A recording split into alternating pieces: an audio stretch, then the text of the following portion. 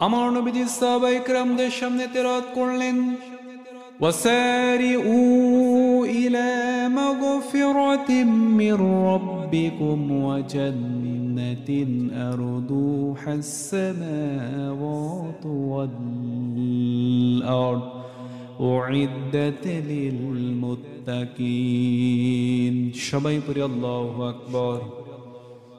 আল্লাহ রাব্বুল আলামিন বলেন, وسارعوا إلى مغفرة من ربكم, ও আমার গোলামেরা, ও আমার বান্দারা, তোমরা আল্লাহ তাআলার ক্ষমা এবং তার জান্নাতের দিকে দৌড়াও, যে জান্নাতের প্রশস্ততা, যে জান্নাতের বিশালতা আসমান এবং জমিনের চাইতেও বড়। সবাই পড়ি সুবহানাল্লাহ।